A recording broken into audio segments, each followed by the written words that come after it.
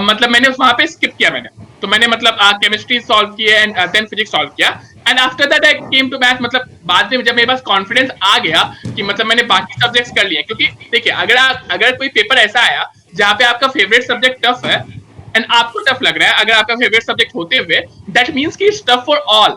तो अगर अगर अगर दो टाइप के पेपर हो सकते हैं यहाँ पे, अगर आपका फेवरेट सब्जेक्ट टफ हो और बाकी सब्जेक्ट थोड़े इजियर हो, तो वहां पे अगर आप वहां पे गेन कर लो एंड देन आप यहाँ पे आओ, तो आप अपने हाई कॉन्फिडेंस से आप लीड ले सकते हो बाकी लोगों के लिए, क्योंकि बाकी लोगों के लिए तो ये टफ होगा।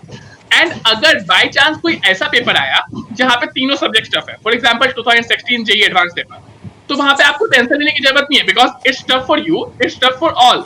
तो फिर आप बेसिकली आप तीनों सब्जेक्ट को लेकिन एक बार देख लो, क्योंकि आपको नहीं पता कि इस बार फिजिक्स टफ है या फिर केमिस्ट्री इजी है। तीनों करने के बाद अगर आपको लग रहा है कि तीनों का तीनों बहुत टफ है and I am not getting anything, then you can come back to your favourite subject और वहां आप कोशिश कर सकते हो। तो बेसिकली यही फ्लेक्सिबिलिटी बहुत इंपॉर्टेंट है, और जो आपका प्री माइंडसेट है उसको चेंज करने के लिए आपको रेडी होना चाहिए। ये बहुत इंपॉर्टेंट है इन टफ। राइट। और दूसरा जो क्वेश्चंस जो दूसरा क्वेश्चंस हमें मिल रहे हैं, अनफॉर्चुनेट इसमें कुछ लिंक में कुछ इश्यूज आया है। Just 1 second, okay, just give me 1 second, let me try to recall again.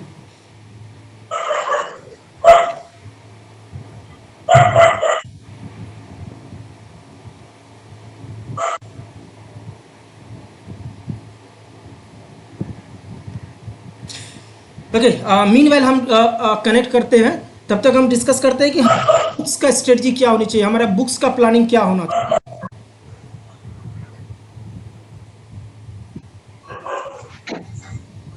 हम जब बुक्स की सिलेक्शन करते हैं, normally that is again the key roles that play the key roles. तो अजय, आपने बुक्स का सिलेक्शन किस तरह से किया था? 11th के स्टूडेंट है, कोई अगर करने प्रिपरेशन कर रहे हैं, तो उनको मतलब जैसे मैथमेटिक्स में सिंगेज अच्छी बुक है जो अच्छे से कंसेप्ट बिल्ड करती है, तो मैथमेटिक्स के लिए सिंगेज प्रीफर करना चाहिए। और फिजिक्स के लिए तो एच.सी. वर्मा या सिंगेज सीरीज या दोनों में से कोई भी। और केमिस्ट्री में तो ऑर्गेनिक में एम.एस. चौहान है, और फिजिकल केमिस्ट्री में नोट्स ही काफी होते हैं। और बाकी इनऑर्गेनिक में भी मतलब एनसीईआरटी और previous year question only. Okay. हाँ, जो लोग अभी लॉन्ग टाइम के लिए मतलब अभी तैयारी स्टार्ट की है, वो बुक्स को प्रेफर कर सकते हैं। जैसे मैथ में मैंने सिंगेज प्रेफर की थी, वो मतलब बहुत सारे क्वेश्चंस देती है। अगर आपके पास टाइम भी है और आपने किसी टॉपिक की थ्योरी अच्छे से पढ़ ली है, तो अब आपको बहुत अच्छी प्रैक्टिस और अच्छे लेवल पर प्रैक्टिस करनी है, तो वो सिंगेज में मिल जाती है। और केमिस्ट्री के लिए तो मोस्टली, इनऑर्गेनिक में तो खासकर एनसीईआरटी से बाहर जाने का एडवांस भी मोस्टली सोचता नहीं है, कि एडवांस में भी ऐसा होता नहीं है कि एनसीईआरटी से बाहर का क्वेश्चन आ जाए। तो इनऑर्गेनिक और ऑर्गेनिक में भी तो केमिस्ट्री में मोस्टली फोकस करना है कि एनसीईआरटी खत्म करे रहना है। और अगर आपको अच्छे हाई लेवल प्रॉब्लम्स पे जाने हैं, तो एक एम.एस. चौहान जैसे अजय ने बताई, और एक एनए सर की, नरेंद्र अवस्थी सर की एक बुक आती है, वो तो यूज कर नॉर्मली सकते हैं। अगर जो मैं जनरली सजेशन देता हूँ, एनसीईआरटी इज अ मस्ट, ठीक है, हाँ। Without any question NCERT is a must. Okay, that will give you that the base and the platforms, right, the base platforms वो देते हैं, राइट। सेकेंड जो सजेशन होता है कि एस.सी. वर्मा का फिजिक्स, राइट, देन प्रोबेबिलिटी कोई सजेस्ट करता है कि अरिहंत का बुक भी सजेस्ट करता है, राइट। वो पीसी पांडे की सीरीज। एग्जैक्टली, कुछ लोग जो है एमएल खन्ना का भी सजेशन देते हैं, अमित अग्रवाल का भी सजेशन देते हैं, ओपी अग्रवाल का भी सजेशन देते हैं, राइट। तो जनरली अगर इस नाम के अलावा अगर हम किसी नाम की बात करें, तो आप क्या सजेस्ट करते हो? मतलब सबसे इम्पोर्टेंट जो मैं इन नाम से पहले सजेस्ट करूंगा, वो आपके कोचिंग के मटेरियल्स होंगे। अगर आप जहां पढ़ रहे हो वहां के मटेरियल्स होंगे। क्यों? क्योंकि वो बेसिकली आपके स्टडी से अलाइंड होते हैं। सपोज जैसे ऑर्गेनिक है, तो ऐसा नहीं है कि ऑर्गेनिक में सिर्फ और सिर्फ एक अच्छी बुक है। ऑर्गेनिक में 2 या 3 पब्लिकेशंस की अच्छी बुक है। मैथ्स है तो लाइक सिंगेज भी है, अरिहंत भी है, एंड 2-3 अच्छी पब्लिकेशंस की बुक है। तो आप जहां पढ़ रहे हो, अगर आप ऑनलाइन पढ़ रहे हो, अगर आप ऑफलाइन पढ़ रहे हो, तो अगर आप पहली बात किसी स्ट्रक्चर्ड में पढ़ रहे हो, तो उस स्ट्रक्चर के टीचर्स जो मतलब आपको रिकमेंड करते हैं वो आपको सबसे पहले करना चाहिए। वाई? बिकॉज उनको पता है कि वो उनके पढ़ाने के तरीके से मैच कर रहा है। अगर आप ऑनलाइन कर रहे हो या फिर आप सेल्फ स्टडी कर रहे हो, फिर आप रिकमेंड कर सकते हो, जैसे कि इन्होंने बताया कि अरिहंत कर सकते हो, एंड मतलब केमिस्ट्री के लिए एनसीईआरटी फिर भी बेस्ट है, और फिजिक्स में आप एससी वर्मा कर सकते हो, तो ये सब सही है। बट अगर मतलब अगर आप कहीं स्ट्रक्चर्ड वे में कर रहे हो तो आप वहां का मटेरियल पहले करो, एंड उसके बाद जो टीचर्स रिकमेंड करे वो करो, बिकॉज वो आपके स्टडी से ज्यादा अलाइंड होता है। इसके अलावा एक चीज और पे फोकस करना चाहिए कि ज्यादा बुक्स नहीं लगानी चाहिए, क्योंकि कई बार होता है कि हमारे फ्रेंड्स होते हैं वो और बुक लगा रहे होते हैं, तो वो हमें कहते हैं कि ये भी बुक लगाओ, और टीचर्स भी कई बार होते हैं ये कहते हैं कि और बुक्स लगा लो। तो हमें एक चीज पे फोकस करना चाहिए कि ज्यादा बुक्स नहीं लगानी है। अगर आपका सिर्फ कोचिंग मटेरियल और कुछ लिमिटेड सेट ऑफ बुक्स से काम चल रहा है तो उतनी ही ठीक है। अगर आपने सेंगेज नहीं लगाई या आरिहंत जैसी बुक्स नहीं लगाई, although they are good books, but अगर नहीं लगाई तो ठीक है, कोई दिक्कत नहीं है। अगर आपका कोचिंग मटेरियल से आपकी इनफ प्रैक्टिस हो रही है और आपकी कॉन्सेप्ट इतने स्ट्रांग है, तो फिर you don't need to practice more questions, क्योंकि जब ज्यादा बुक्स लगाएंगे तो सिर्फ कंफ्यूजिंग होता रहता है, क्योंकि अलग अलग बुक्स में अलग अलग टाइप के क्वेश्चंस होते हैं और सिर्फ वॉल्यूम ऑफ क्वेश्चंस बढ़ती जाती है, फिर उसके बाद कॉन्सेप्ट नहीं बढ़ता आता। इसीलिए थोड़ा मतलब ज्यादा बुक्स लगाने की उतनी रिक्वायरमेंट नहीं है, लिमिटेड बुक्स ही लगाएं, बस उसको बेटर से लगाना है। ओके, सो बेसिकली कहने का मतलब ये कि हम अगर एक बुक को पढ़ें that is enough, rather than and be strong into that, rather than through the 10 books and then just partial cover, that partially coverage, right? So instead of the partially coverage आप बोल रहे हो कि जो एक book suggest करो, coaching का guideline suggest करो, एक किसी को सजेस्ट करो या हार्डली 2 को सजेस्ट करो, but be strong in that, yes right? Yes, Akshat करना आप कुछ करना चाह रहे क्या? हाँ, और सबसे पहली बात की जो या बुक्स लगाने को की हैं, वो जो लोग अभी 11th से 12th में स्टडी कर रहे हैं, अभी स्टार्ट किए हैं स्टडी, वही लगाएं। जो लास्ट मंथ वाले हैं उनके लिए तो अभी कुछ और भी लगाना जरूरी नहीं है। वो ये नहीं सोचें कि हमने तो ये बुक लगाई थी तो हम ट्राई करें। अगर अभी ट्राई करेंगे तो बहुत प्रॉब्लम आएगी। अब लास्ट के महीने में तो प्रीवियस ईयर पर किसी कोचिंग से जो टेस्ट सीरीज है मतलब वही लगाना है। आप पेपर फॉर्मेट में वापस आना है, मतलब हमें पूरा उस फॉर्मेट में आना है और उसमें डल जाना है, क्योंकि अब हमें लास्ट में पेपर बस पास में आ रहा है। तो अब कोई और बुक लगाना उन लोग के लिए मतलब नहीं है जो अभी स्टडी स्टार्ट कर रहे हैं, जो 11th की स्टडी स्टार्ट कर रहे हैं या 12th की कर रहे हैं, वो बुक पे फोकस थोड़ा बहुत करें। एग्जैक्टली। सो लास्ट आवर्स में, लास्ट मंथ में, लास्ट 2 मंथ में, 3 मंथ में, लास्ट 3 मंथ में कोई भी न्यू बुक्स ना उठाएं स्टूडेंट्स, कोई भी न्यू बुक्स ना उठाएं, चाहे वो आपके इवन कि कोई भी सजेस्ट कर रहा हो, आपके बहुत क्लोज फ्रेंड सजेस्ट कर रहे हो या आपके टीचर भी सजेस्ट कर रहे हैं, तब भी जो है नया बुक्स ना लगाएं अपने में। जो बुक्स आप प्रैक्टिस कर रहे हो, अगेन जो बुक्स का प्रैक्टिस कर रहे हो, जिस क्वेश्चन नोटबुक्स को आप फॉलो कर रहे हो, गिट्स गाइडलाइंस को आप फॉलो कर रहे हो, उस पर कंट्रोल करें, उस पर कंट्रोल करना है। बेसिकली एक कहावत है, basically master in one is a good then something like that. I know most of the thing, but I am not none of them. I mean, I'm not a master for any of this, right? Better to have a master in one, right? ऐसा नहीं मैं ये book पढ़ रहा हूँ, वो book पढ़ रहा हूँ। I mean, समटाइम्स क्या होता है ना, जो स्टूडेंट्स होते हैं जनरली वो 10th 12th वाले स्टूडेंट्स होते हैं, तो थोड़ा सा मेच्योरिटी की कमी होती है, तो समटाइम्स वो शोकेस भी ज़्यादा करते हैं। अरे मैं तो ये बुक भी पढ़ रहा हूँ, मैं तो ये बुक भी कर रहा हूँ, मैं ये बुक भी पढ़ रहा हूँ, राइट? और मेरे पीछे में जो बुक का जमावड़ा लगा हुआ, दूसरा स्टूडेंट जब आता है तो बोलता है अरे तुम इतना बुक पढ़ लिए, तुम्हारा तो इस बार पक्का है, तुम्हारा तो इस आईटी पक्का है। तो उससे क्या होता है, उसको एक मनोबल, उसका जो साइकोलॉजिकल पढ़ता रहे, यार मैंने तो इतना बुक पढ़ लिया, अब तो मेरा पक्का, अब ना भी पढ़ूंगा तो भी हो जाएगा, क्योंकि उसने तो बोल दिया कि मेरा तो इस बार आईटी में हो जाएगा। ये मिस्टेक करें, ये मिस्टेक स्टूडेंट ना करें। अगर उनको अगर आईटी क्रैक करना है तो ये किसी से ना सुने कि तुम्हारा हो जाएगा। That's a good, that boost you, that's a fine, that should be boost you, not I mean it won't turn or carry you out to that direction where you feel that good feel factor that no now तो मेरा तो हो गया, अब मुझे पढ़ने की जरूरत नहीं है। वैसा नहीं होना चाहिए। तो बेसिकली शोकेस नहीं करना है, राइट? बेसिकली शोकेस नहीं करना है। हमने जितना पढ़ना है, हमें जितना पढ़ना, दैट्स इट। यस अक्षय, आप कुछ बोलना चाहते हैं?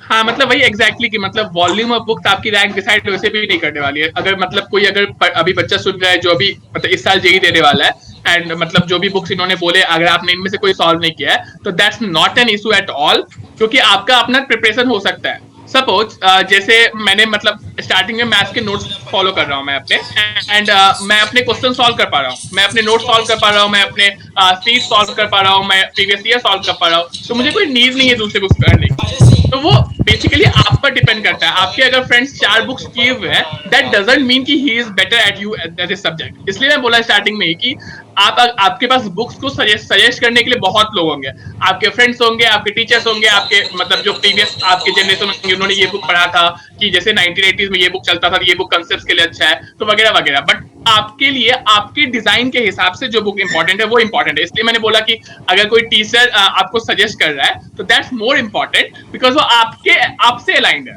मतलब हर बुक हर बच्चे के लिए अलाइन नहीं होता, और इसलिए तो अगर आप इस सिचुएशन में हो तो रेदर देन थिंकिंग अबाउट कि मैंने ये बुक नहीं किया, ये बिल्कुल मैटर नहीं करता, बिकॉज अगर कोई यहाँ से वो बुक करता भी है तो कोई भी उसको भी आपको कोई बेनिफिट नहीं होने वाला। तो you all are on the same page right now, तो यहाँ से आप कैसे इंप्रूव कर सकते हो on that learning level, that's more important than increasing your learning level. तो ये बहुत इंपॉर्टेंट है कि आप वॉल्यूम ऑफ बुक्स के किसी की रैंक जज मत करो। ओके, एक बहुत ही फेमस एक बहुत फेमस ने आई मीन दैट कि साइकोलॉजिस्ट ने कहा है, मुझे नहीं पता कितने लोग से अलाइंड है और सिंक्रोनाइज्ड है, कि अगर आप 3 आवर्स के एग्जाम्स की अगर आप बात करते हैं, ठीक है, तो आप एक चीज तो जरूर कोशिश करें। Again this is again my suggestion with that recommended by some of that psychologist, I mean that doctor, सिंगमोस्ट डॉक्टर, कि मोस्टली हमारे एग्जाम्स जो होते हैं वो मॉर्निंग में होते हैं, राइट। तो उनका एक सजेशन है जो कि मैं भी बार बार सजेशन देता हूं कि स्टूडेंट्स को, आप एक काम तो जरूर करो, मॉर्निंग में ट्राई करो कि एक सेट जरूर बनाने का। वीक में 1 day let's try to solve one set of I mean that the previous year question, ठीक है। इससे क्या होता है कि जो हॉल में जो आपकी जो बायोलॉजिकल इन्फ्लुएंस बॉडी में होती है, चाहे वो टाइम का हो, राइट, या आपकी नींद को हो, व्हाटएवर, या आपके ब्रेकफास्ट की हो, या बॉडी टेम्परेचर, ऑल टुगेदर, जिसको हम लोग बोलते हैं कि बॉडी का chemistry, right, biological influence, right. तो एक बायोलॉजिकल इन्फ्लुएंस जो है होना चाहिए, राइट। और एग्जाम में जब आप जाते हो कि वही सेम बायोलॉजिकल इन्फ्लुएंस के साथ अगर आप जाते हो तो प्रोबेबिलिटी वो आपको हेल्प करता है। तो आप लोग कितना एग्री हो, क्या आपने ये स्ट्रेटजी कभी अपनाई थी कि मॉर्निंग में एक टेस्ट तो मुझे देना है, सो दैट मॉर्निंग, या प्लीज मॉर्निंग में भी, और खासकर मतलब मॉर्निंग में तो हमारी थोड़ी आदत बन जाती है, बट जब एडवांस के 2 लगातार पेपर होते हैं ना, ये जो इवनिंग का 2 से 5 का टाइम है, मोस्टली लोगों के जो लोग दोपहर में सोने के एक हैबिट होती है लोगों की, उस चक्कर में भी उस समय काफी नींद आती है। तो मतलब लास्ट के मंथ्स में तो हमें उसी एक तरीके से हैबिटेट में अडेप्ट कर देना हो जाना है कि जैसे हमें वो वाले पेपर एक दिन देना है फाइनल डे, उसी की तरह हम बार बार अडेप्ट होते जाएं। मतलब बार बार हम उस एनवायरनमेंट में आते जाएं, बार बार हम 2 पेपर साथ में देना बहुत ही ज्यादा जरूरी है, क्योंकि पहला पेपर लोग मजे से दे देते हैं क्योंकि ऐसा बहुत बार दिया है, पर दूसरे पेपर में आलस भी आता है और थक भी जाता है बंदा। तो मतलब उसकी भी आदत होनी काफी जरूरी है कि 2 पेपर लगातार उतने ही गैप में, वही 9 से 12, 2 से 5, उसमें आप आदत पड़ जाए। और अब तो मेंस भी मतलब दोनों शिफ्ट में होने लगा है, तो लाइक 2 to 5 आपका इवनिंग शिफ्ट भी पड़ सकता है मेंस का, तो आप इवनिंग में भी प्रिपेयर्ड रहो। अगर आपका एडमिट कार्ड आ जाए उसके बाद तो आप लाइक आई वुड से कि अगर 15 डेज है तो एटलीस्ट 15 डेज आप उसी रूटीन में करो। मे बी 9 to 12 में लाइक आप कुछ और कर लो, 2 to 5 में आप पेपर करो या फिर कुछ स्टडी वार्ड करो। तो मतलब अगर आप कंसिस्टेंटली मेंटेन कर लोगे कि, तो उससे क्या, उससे मतलब बेसिकली इसका एक साइंटिफिक रीजन भी है कि आपका बॉडी पार्ट वहां पे अलाइन हो जाता है कि उस टाइम पे मैक्सिमम प्रोडक्टिविटी देने के लिए। तो बेसिकली आप उस डे को अगर वापस से रिपीट करते जाओ तो on that very particular day आप अपना बेस्ट दे सकते हो। तो ये बहुत इंपॉर्टेंट होता है सक्सीड करने के लिए। एग्जैक्टली, बिकॉज पीपल एक लाइव एग्जांपल है, एक रेस्लर की जो ट्रेनिंग होती है, ठीक है, एक मुक्केबाज की जो ट्रेनिंग होती है, जनरली क्या जो उसको जो उनके जो कोच जो ट्रेनिंग देते हैं, पहले इतना ट्रेनिंग दे देते हैं, आई मीन मान लो कि आज प्रैक्टिस करना है 2 घंटे, उस 2 घंटे में इतना उसको थका देते हैं कि उससे एक कदम भी आगे नहीं हो, मतलब वो खड़ा नहीं हो सकता, राइट। जब वो सिचुएशन आ जाता है, दैट्स अ एक्सट्रीम पॉइंट्स, तब उसको बोला जाता है कि बेटा उठ और इस पॉइंट पर 10 जंप मार, 10 पंच मारो। आप उस सिचुएशन पर जब आप ऑलरेडी मतलब ऑलमोस्ट अबाउट टू डाई, जिसको बोलते हैं कि इतने थक गए हो कि आप खड़े नहीं हो पाते हो, लेकिन उसके बाद एक आपके पास प्रैक्टिस होती है उस सिचुएशन के बाद कि आपको 10 पंच मारना होते हैं। क्यों? क्योंकि जब आप पूरी थक जाते हो तो क्या आप उस वक्त आपके पास एनर्जी होती है कि आप एक पंच में आप अपने सामने वाले को धराशायी कर देते हो। तो बेसिकली एग्जैक्टली वही चीज़ यहाँ भी होती है। क्या फिजिक्स का एग्जाम देने के बाद क्या हम केमिस्ट्री के लिए हम रेडी हैं? माइंड साइकोलॉजिकल तौर पर, माइंडली तौर पर क्या हम इतना स्ट्रांग है कि 3 सब्जेक्ट कंटिन्यूअस हम एग्जाम दे सकते हैं? तो एक सजेशन तो जो आ रही है इस डिस्कशन से स्टूडेंट्स के लिए कि वो एक प्रैक्टिस तो ये जरूर करे कि कभी भी जब प्रैक्टिस सेट बनाए, क्वेश्चंस बनाए, तो एक साथ में 3 प्रैक्टिस बनाए, फिजिक्स, केमिस्ट्री, मैथ, और उसी ऑर्डर में बनाए। जस्ट मेरा सजेशन, वो उसी ऑर्डर में बनाए जिस ऑर्डर में वो एग्जाम में करना चाहते हैं। क्या करना चाहते हो आप लोग? हाँ, लास्ट मंथ में तो आपको क्योंकि अपने को सिर्फ आदत में डालना है, तो लास्ट में कुछ ट्राई नहीं करना है कि मान लीजिए हमें लगा कि हमारे इतने मार्क्स आ रहे हैं और हम बहुत समय से यही इसी ऑर्डर में चल रहे हैं कि केमिस्ट्री, मैथ, फिजिक्स, तो हम ट्राई करके देखें। ट्राई करने में हमारा मोमेंटम भी टूट जाता है और फिर हो सकता है उस पेपर हमारा काफी खराब चला जाए, फिर हमारा मनोबल भी काफी गिर जाए। इसलिए हमें अब सिर्फ लास्ट में तो अपने को एक तरीके से हैबिट बनानी है पेपर देने की।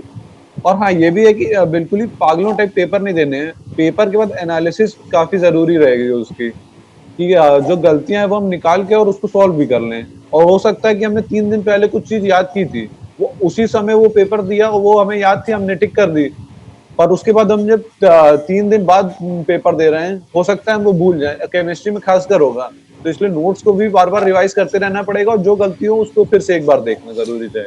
एग्जैक्टली इसीलिए एक टर्म्स हम लोग यूज करते हैं कि revise through a perfect timeline and clear your doubt. Basically अगर जो हमने लास्ट मंथ में, अगर हमारी प्लानिंग अगर है ये है कि जनवरी मंथ में हमने 5 चैप्टर्स को पढ़ा है, हमने जनवरी में तो एक टेस्ट दिया, दैट्स फाइन, हमने उसके सब क्वेश्चंस बनाए, दैट्स फाइन, बट फरवरी में आकर भी मुझे एक टेस्ट देने हैं उनके। सो बेसिकली मैं उसको बोलता हूँ रिकरिंग टाइम टेबल्स। बेसिकली आप उसको रिपीट करो अपने टाइम टेबल्स को जो कि आपने पीछे कर चुका है, राइट। उससे एक क्या हेल्प होती है कि बेसिकली रन टाइम में, उसको हम लोग बोलते हैं कि रन टाइम में सॉल्यूशन देना, राइट। हमें लास्ट मोमेंट में अगर प्रिपरेशन नहीं भी है तो हम अपने प्रीवियस रिकॉल करके हम उसको रन टाइम में सॉल्यूशन हम कर सकते हैं, राइट। तो एक टर्म्स आता है कि रिकरिंग टाइम टेबल। तो टाइम टेबल और रिकरिंग टाइम टेबल आप लोगों ने किस तरह से किया था? यस अजय। हाँ, तो ये था कि ये जब कोचिंग मटेरियल का जब स्टडी मटेरियल सोल्व करते थे तो आखिरी महीने में मतलब ज्यादातर तो ऐसा था कि जैसे स्टार्टिंग में स्टडी मटेरियल सोल्व करे तो डाउट आ गए तो उनको मार्क कर दिए थे, और एंड लास्ट महीने में तो वही करना चाहिए। और बायोलॉजिकल लोग का ये कि मतलब जिस दिन पेपर देने जा रहे हैं तो पिछले मतलब 20 दिन से 1 महीने से वही शेड्यूल फॉलो कीजिए जो पेपर के दिन करने वाले हैं। जैसे कि लेट नाइट स्टडी ज्यादा नहीं करनी चाहिए क्योंकि आपका पेपर दिन में होता है और सुबह होता है, तो आप रोज पढ़ाई कीजिए तो उसी शेड्यूल में कीजिए कि जब 9 से 12 पेपर है तो रोज 9 से 12 पेपर दीजिए, या ना दे तो भी पढ़ाई करनी चाहिए उसमें। एग्जैक्टली। और मतलब एक और जो आप बता रहे थे अभी कि मतलब अगर आपने कोई चैप्टर रिवाइज किया है, मतलब कोई चैप्टर का आपने टेस्ट दिया है तो उसका अगले मंथ वापस से दो, तो ये बहुत इंपॉर्टेंट है जब आप सेल्फ स्टडी कर रहे हो। बिकॉज अगर आप कहीं पे पढ़ रहे हो अगेन तो वहां पे स्ट्रक्चर होता है टेस्ट का। सपोज मेरा पीरियोडिक टेस्ट 1 है तो कुछ दिन बाद क्वार्टरली टेस्ट होगा जिसमें वो पीरियोडिक टेस्ट वाला सिलेबस कवर होगा। बट अगर आप सेल्फ स्टडी कर रहे हो तो आपको ये इंपॉर्टेंट रखना होगा कि मैंने जो जून में पढ़ा है, आप जून में उसका एक टेस्ट दो ये एसेस करने के लिए, आप उससे क्वेश्चन सॉल्व करो कि मुझे आता है या नहीं। बट उस अगेन थिंग को आप ये इंश्योर करो कि आप सितंबर या अक्टूबर तक आप उसका एक वापस से टेस्ट देते हो। Not exactly that worry topic, आप ऐसा कर सकते हो कि लाइक जून से सितंबर तक जो जो मैंने पढ़ा है उसका एक रिवीजन टेस्ट करने के लिए। जो सेल्फ स्टडी कर रहे हैं मतलब लाइक 11th में या 12th में, एंड अभी क्योंकि आप लोग लाइक घर में होगे तो लाइक आप लोग कोचिंग ज्वाइन नहीं कर पा रहे हो या फिर कोविड-19 का घर में हो, तो आपको ये इंश्योर करना चाहिए कि जैसे आप कोई चैप्टर पढ़ रहे हो, आप इंश्योर करो कि 3 या 4 महीने में उसको रिवाइज करो वापस से, क्योंकि इसके अलावा मतलब अगर आप ऐसा नहीं करते हो तो क्या होगा कि वो चैप्टर आपका छूट जाएगा। देन अगर आप सपोज आप अगले साल उस चैप्टर को वापस स्टार्ट करते हो, देन आपके लिए वो चैप्टर एग्जैक्टली न्यू होगा। ये आपको जेई प्रिपरेशन के टाइम में पता भी चल रहा होगा। अगर आप कोई जेई इस साल दे रहा है तो काफी चैप्टर्स आपको लग रहे होंगे कि अरे यार इसमें मुझे कुछ आता ही नहीं, मुझे वापस से पूरा नोट्स पढ़ना पड़ रहा है। तो आप उस मेहनत को बचा सकते हो अगर आप लाइक रेगुलरली 3 मंथ या 6 मंथ वहां पे आप अपने पूरे लाइक एजुकेशन को 6 मंथ के एजुकेशन को रिवाइज करते जाओ, तो आप लास्ट में अपना काम काफी आसान कर सकते हो। एग्जैक्टली। सो बेसिकली यही थॉट एक होता है कि जब हम फाइनेंशियल मैनेजमेंट करते हैं, राइट, जब हम फाइनेंशियल मैनेजमेंट अपना या अपने परिवार का करते हैं या खुद का करते हैं, फैमिली का करते हैं, तो ये स्ट्रेटजी अपनाती है कि अगर हमारी 100 रुपीज़ का इनकम है, जस्ट अज्यूम कि हमारा अगर 100 रुपीज़ का इनकम है, पहला तो 20 रुपीज़ रख दो सेविंग के रूप में, जस्ट अज्यूम 20% उसका रख दो सेविंग के रूप में, ठीक है। Now you have the 80 rupees. अब 80 रुपीज़ में आपको क्या करना है कि 50 रुपीज़ आपको एक्सपेंड करना है, again 30 rupees is for your reserve, right. तो आपके पास 2 रिजर्व हो गए, एक तो 20 का हो गया, एक 30 का हो गया। 20 तो छूने ही नहीं है, चाहे कुछ भी हो जाए। 30 भी नहीं छूने, लेकिन इमरजेंसी में हम उसको छू सकते हैं, राइट। तो एग्जामिनेशन में भी हम एक उसी तरह के स्ट्रेटजी जनरली हम सजेस्ट करते हैं कि अगर जस्ट एज्यूम कि आप 1 महीना पढ़ते हो, आपने मान लो कि मुझे 1 महीना का प्लानिंग करने हैं, let's plan for only 25 days. 25 days का प्लानिंग करो, new subject, new chapter, new topics, new things, whatever, but 5 days only for the revision. Basically और द बैक, आई मीन एक रिजर्व पूल जो होता है ना, so that will basically, and then वो जो आपकी जो रिवीजन की टाइम है वो हर एक मंथ 1 दिन से बढ़ा दो। अगर मान लो कि मैं 24 मंथ मुझे प्लानिंग करने हैं, 24 मंथ बिफोर मैं प्लान कर रहा हूँ एग्जाम देने का, 2 इयर्स के बाद मुझे प्लान करने एग्जाम दे रहा हूँ, ठीक है। मैं इस मंथ में मैंने 5 दिन का रखा रिजर्व कोटा, अगले महीना 5 डेज का करूंगा, अगले महीना 6 डेज का रिवाइज कोटा रखूंगा, क्योंकि आपका जो न्यू टॉपिक है वो बढ़ता जा रहा है। इसका मतलब है कि जब न्यू टॉपिक आपका बढ़ता जा रहा है तो रिवीजन का टाइम भी आपको उतना ज़्यादा चाहिए। तो एक स्ट्रेटजी ये होना चाहिए कि आपका जो न्यू सिलेबस को कवरेज करने का जो स्टार्टिंग में फ्रीक्वेंसी टाइम हो वो ज़्यादा हो और धीरे धीरे कम जाना चाहिए, बट रिवीजन जो है आपका ब्रॉडर होते जाना चाहिए। आपको रिवीजन के लिए टाइम ज़्यादा दो, न्यू टॉपिक के लिए टाइम कम दो, राइट। इससे क्या होता है कि आप कंटिन्यूअस हर एक मंथ रिवीजन कर सकते हो। मान लो कि मैंने जनवरी में 5 टॉपिक पढ़ा, फरवरी में मैंने उसका रिवीजन दिया और प्लस 5 टॉपिक नया पढ़ा, मार्च मेरे पास अब 10 टॉपिक्स हैं, राइट। अब 10 टॉपिक्स को मैं 5 दिन में रिवीजन नहीं कर सकता, तो मुझे उसके लिए एक एक्स्ट्रा डे चाहिए। तो हम करेंगे कि मार्च में 6 डेज मैं अपने रिजर्व पूल में डालूंगा, राइट, ठीक है। मार्च में फिर से मैंने 5 टॉपिक पढ़ा, अब मेरे पास 15 टॉपिक 15 टॉपिक्स हो गए। नाउ इन अप्रैल 5 डे में कवर नहीं कर सकता, मैं क्या करूँगा 7 डेज रिजर्व कोटा में डालूंगा और मैं 15 टॉपिक को कवर करूँगा। Basically that's a strategy normally I give it out to the my students. आप क्या कहते हो? क्या ये strategy, this is just a generic strategy for the everyone, क्या ये स्ट्रेटजी हेल्प करेगा स्टूडेंट्स को? हाँ, ये स्ट्रैटेजी मतलब इम्प्लीमेंट कर सकते हैं। मतलब बेसिकली ये हार्ड एंड फास्ट फॉलो नहीं करना कि 5 डेज उसके बाद नेक्स्ट मंथ 1 डे बनाना है। जस्ट एग्जांपल आपको इंक्रीज करना है, आपको इंक्रीज करना मतलब रिवीजन पे इंक्रीजिंगली फोकस बढ़ता जाना चाहिए, क्योंकि स्टार्टिंग में जब आप ज्वाइन करोगे तो कुछ ही नए टॉपिक्स होंगे, लेकिन जैसे जैसे आप ओल्ड होते होगे ऐसे ऐसे रिवाइज करने के लिए टॉपिक्स बढ़ते जाएंगे, तो इसीलिए आपको रिवीजन में भी टाइम बढ़ाना पड़ेगा। और क्या होता है कि जैसे आपने 3-4 महीने आपने जब कोई टॉपिक को रिवाइज किए हो गए तो बहुत जल्दी चीजें भूलने लगती हैं, स्पेशली लर्निंग वाले टॉपिक्स होते हैं। जैसे केमिस्ट्री में कुछ लर्निंग वाले जैसे रिएक्शंस हो गए और एग्जैक्ट बैलेंस और उसके मैकेनिज्म्स हो गए, और कुछ लर्निंग वाले टॉपिक जैसे एनवायरमेंटल केमिस्ट्री और केमिस्ट्री इन एवरीडे लाइफ, तो ऐसे टॉपिक्स होते हैं ये बहुत जल्दी भूलते हैं, तो फिर इन्हें फ्रीक्वेंटली रिवाइज करना रहता है। और 3-4 महीने के बाद इसीलिए कंटिन्यूसली उन्हें रिवाइज करते रहना चाहिए, और हो सके तो जितनी जल्दी रिवाइज करते हैं, क्योंकि जो डिफिकल्ट टॉपिक्स होते हैं उनको भी रिवाइज करने की ज्यादा जरूरत होती है। तो फिर आप जितनी ज्यादा बार रिवाइज करेंगे फिर एग्जाम के पहले वो पक्का होता जाएगा। तो उससे क्या होगा कि एग्जाम तक आपका सब कुछ सॉलिडिफाई हो जाएगा, कि अच्छे से कॉन्सेप्ट तैयार हो जाएगा। तो रिवीजन पे टाइम धीरे धीरे बढ़ाना ही चाहिए इसीलिए।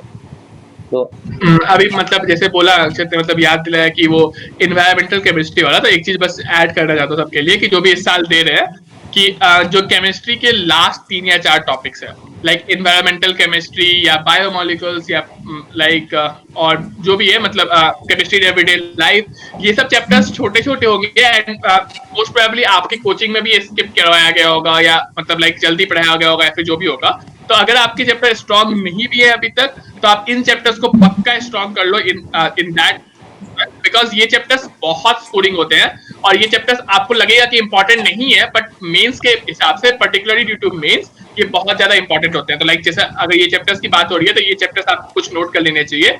11th एंड 12th की केमिस्ट्री के जो लास्ट टॉपिक्स हैं एनसीईआरटी के, इनको जोड़ पढ़ ले आप मेंस के लिए। तो अब उसमें ही फिजिक्स का एक सेमीकंडक्टर और कम्युनिकेशन सिस्टम भी ऐड कर दें, वो भी काफी एक ऐसा टॉपिक्स हैं दो जो इग्नोर हो जाते हैं। इसमें मैथमेटिक्स के वो यस अजय प्लीज। इसमें मैथमेटिक्स के जैसे मैथमेटिकल रीजनिंग है, स्टैटिस्टिक है और हाइट एंड डिस्टेंस है, इससे पक्के क्वेश्चन आते हैं 3 या 4, और ये आसान होते हैं, जरा टाइम मिल लेते तो इनको भी अच्छे से कर लीजिए। एग्जैक्टली। सो बेसिकली जो इजी जनरली क्या होता है ना कि ये again it's a human psychology, even ये कोचिंग का भी साइकोलॉजी है। अरे ये तो इजी सब्जेक्ट है, बच्चे लोग तो ऑलरेडी 9, 10, 12, 11, 12 पढ़े हुए, छोड़ दो, राइट? और बच्चे भी छोड़ देते हैं। बट लेकिन जब हमें 2 साल के बाद उसको रिकॉल एग्जाम हॉल में रिकॉल करते हैं, थोड़ा सा अगर ट्विस्ट होता है तो हम उसमें फंस जाते हैं, राइट? तो जो आपकी इजी सब्जेक्ट है उसको एक रेगुलर टाइम इंटरवल पर आप उसको एक बार एक जस्ट लुकअप जरूर दो। आई मीन कि ठीक है हम उसको पूरा डिटेल्ड में नहीं पढ़ेंगे, बट एक बार हम उसको हाई लेवल में डिटेल में पढ़ेंगे, I mean just high level पर पढ़ेंगे। इसीलिए मैंने बोला था कि 3 कैटेगरीज में जब आप करते हो, सिंपल, मीडियम, कॉम्प्लेक्स, आप ये सब सब्जेक्ट को सिंपल में रखो, नो प्रॉब्लम, जिसको कि आपको सिर्फ एक रीडिंग देने की जरूरत है। एक हाई लेवल पर एक बार बोलते हैं ना, कलम चला दो, दैट्स इट। रीडिंग करो, कलम चला दो, दैट्स इट, डन। लेकिन इग्नोर नहीं करना। अब हमें डिस्कशन के लास्ट में चलते हैं कि stress management, right? I mean आज के डेट में बहुत ज़्यादा, क्योंकि अगर देखा जाए तो कोटा में बहुत सारे इम्पैक्ट्स पड़े थे, बहुत सारे जो है क्या कहते हैं प्रॉब्लम्स भी आए थे, राइट? बहुत सारे प्रॉब्लम्स भी आए थे। बहुत सारे स्टूडेंट्स ने आई मीन के थोड़ा सा आउट ऑफ वे जो है रास्ते चूज किए थे, ठीक है? किसकी मेडिकल भी कुछ हर्ट्स हुई थी, ठीक है? उसमें कुछ प्रॉब्लम्स भी आए थे, नो डाउट, ठीक है? मतलब हर एक साल तो कोटा में, तो स्पेशली कोटा या फिर जो इस तरह के इंस्टीट्यूशन जहाँ पर ज़्यादातर हैं, बोकारो, उसमें 2, 4, 10 तो घटना तो घटती है। तो basically the stress management will play a key role to the preparation, right? तो क्या आई मीन आप लोगों ने क्या इस तरह का कुछ स्ट्रेस मैनेजमेंट का कोर्स किया, या फिर क्या कुछ ने योगा या फिर कुछ इस तरह का वीडियोस, या फिर अपने गार्जियन का या टीचर का मार्गदर्शन? अजय सिंह। हाँ, इसमें एंड में ज्यादा अगर स्ट्रेस फील हो रहा है तो इसलिए अगर एंड टाइम पे मोटिवेशन लेक्चर देख लेने चाहिए, जिससे अपन को ज्यादा मतलब माइंड डाइवर्ट इधर उधर ना हो। तो जैसे कोई यूट्यूब चैनल है जहाँ पे अच्छे मोटिवेशन होते हैं, तो उसको ज्वाइन कर लेना चाहिए, और ज्यादा रिजल्ट के बारे में सोचना नहीं चाहिए क्या होगा, मेहनत पे फोकस करना चाहिए ज्यादा से ज्यादा। यस मेहता जी। और हाँ मतलब लाइक मतलब किसी भी मतलब एक बेसिकली कि मतलब एक चीज आप हमेशा याद रखना कि लाइक आपके जेईई में जितने भी आपके मॉक टेस्ट हो गए, किसी मॉक टेस्ट में आप अंडर मोटिवेट या ओवर मोटिवेट मत होना। लाइक बहुत स्कोर वेरी करेगा, लाइक स्मॉल से हाई वेरी करेगा, तो आप अपने रिलेटिव स्कोर देखना एंड लाइक आप मतलब किसी भी टेस्ट पे के बाद लाइक मुझे बहुत अच्छा स्कोर आ गया, दैट मीन्स दैट मतलब मेरा पूरा कवर हो गया, मुझे वापस रिवाइज करने की जरूरत नहीं है। तो अगर आप ये मोटिवेशन लेवल चेक में रखोगे ना, तो अगर आप ओवर मोटिवेट नहीं होगे कभी, तो फिर आप अंडर मोटिवेट भी नहीं होगे। तो अगर आप लाइक मोटिवेशन इस पार्ट को चेक में रखोगे, तो आपका ये मोटिवेशन वाला पार्ट बहुत देर तक कवर होगा। एंड दूसरी बात कि आपने फैमिली से लगातार टच में रहो, that's like very important to maintain that stress level. Yes Akshay, Akshat Mehta, आपका क्या है? एक चीज बहुत इंपॉर्टेंट है कि हमें जब चाहे अगर हम लोग थोड़ा किसी टाइम अंडर मोटिवेटेड फील करें या थोड़ा काफी ज्यादा डिप्रेशन आ जाए, तो एक चीज बस हमेशा याद रखनी चाहिए कि JEE is not the end of the world. हम लोग ठीक है, एग्जाम है, इंपॉर्टेंट इन लाइफ है, but it's not everything in life. तो फिर अगर थोड़ा सा पीछे रह जाते हैं या फिर एक आध एग्जाम खराब भी हो जाता है, तो फिर कोई बात नहीं, ये वाला थोड़ा सा एटीट्यूड डेवलप करना चाहिए। क्योंकि कई बार जैसे कोटा वगैरह इन सब में होता है कि बच्चे काफी एक्सट्रीम डिप्रेशन में जाके सुसाइड वगैरह भी करने लगते हैं। तो उसमें बेसिकली इसे काउंटर ऐसे ही किया जा सकता है कि अगर आपका राइट एटीट्यूड हो कि आपको जेई को अपनी लाइफ से बड़ा नहीं होने देना, मतलब ये नहीं फील होना कि ठीक है जेई नहीं हुआ तो फिर हमारी लाइफ में कुछ नहीं बचा। हमें थोड़ा ये भी हमेशा कीप इन माइंड रखना होगा कि जेई में उतना अच्छा अगर नहीं भी हुआ, उतना हमारा फेवरेट कॉलेज या जिस कॉलेज में जाना चाहते थे उसमें नहीं भी मिलता, तो फिर कोई बात नहीं, it's okay, there is much more to life than JEE. और हम लोग जैसे कि जेई हम लोग कर आए हैं, और हम में से किसी को भी जो हम लोग का बेस्ट हम लोग कर सकते थे वो हम लोग को नहीं मिला। बट जब एक बार बाहर आ जाते हैं जेई की प्रिपरेशन से, तो एक बार हम लोग को बेटर रियलाइज होता है कि जेई में तो कुछ भी नहीं है। आप मतलब जब 11th 12th में होते हो तो फिर एक बहुत ही छोटा पार्ट देखा होता है लाइफ का, और JEE is a very small part of life. आप एक बार जेई के बाहर आके देखो, बहुत बड़ी लाइफ है। तो फिर कभी भी जेई को मच बिगर देन लाइफ नहीं बनाना है। एग्जैक्टली ये तो बहुत बड़ा प्रवचन हो गया कि एग्जैक्ट राइट, बहुत बड़ा प्रवचन है। और दिस इज आल्सो फैक्ट कि life is not under that with in that IIT campus और anything else. Life is much more beyond that IIT और दैट UPSC और any of that examination, right. ये जरूरी नहीं है कि हम IIT ही क्रैक करेंगे then only that I can prove myself. You can prove by yourself by the anything, even that by the agriculture, right. Culture में आप प्रूव कर सकते हो, इवन कि आप मैकेनिक्स में भी आप प्रूव कर सकते हो। इवन कि I will show you the one story that the one guys I mean that called for one machine to one motor to fix, okay, one of the big motor, I mean the largest motor to fix, and then he just put the one hammer and then the motor started and he charged for that, okay, 1 CR. Then that everyone asked, okay, why for the one hammer you are asking for that, okay, 1 CR? They said that, okay, 99,99,900 is for my experience. I am charging only 1 rupees for the one hammer, that's it.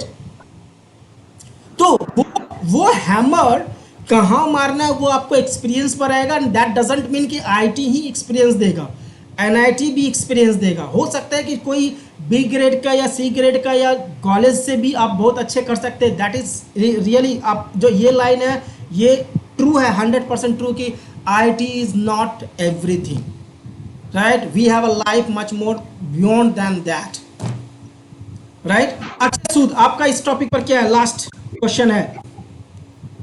Sir मैं वही बोलना चाहूँगा कि हमें अपनी health के साथ compromise नहीं करना चाहिए कभी, जब भी हम जैसे प्रिपरेशन जर्नी में भी हम 2 इयर्स की, तो अपनी हेल्थ को भी फोकस करना है। जैसे ये नहीं कि 5-5, 6-6 घंटे की जगह बैठे हुए हैं, कुछ कर नहीं रहे, सिर्फ पढ़ाई कर रहे हैं, आंखें फोड़ रहे हैं अपनी, ऐसा नहीं करना है। अपनी जो स्टडी आवर्स है उनको शॉर्ट इंटरवल्स में बांटना है कि जैसे 40 मिनट पढ़ा, 45 मिनट पढ़ा, उसके बाद फिर घूम लिया इधर उधर 5-10 मिनट, फिर बातचीत कर ली, कुछ मार्केट चले गए सामान लेने। और ये भी करना, ना ही ज़्यादा खेल कूद करनी, ना ही ज़्यादा पढ़ाई करनी, दोनों को बैलेंस वे में हमें अपनाना है। उससे शरीर भी सही रहेगा और आपका माइंड भी अच्छी तरह ग्रास्प कर पाएगा जो भी आप पढ़ना चाहते हो। Yes, so okay, so we are about to close that, okay, I mean that, okay, today's session. Okay, thanks you guys. Okay, thanks Akshay, okay, Akshay, Akash, from the IIT BHU, and he's from Sarsa.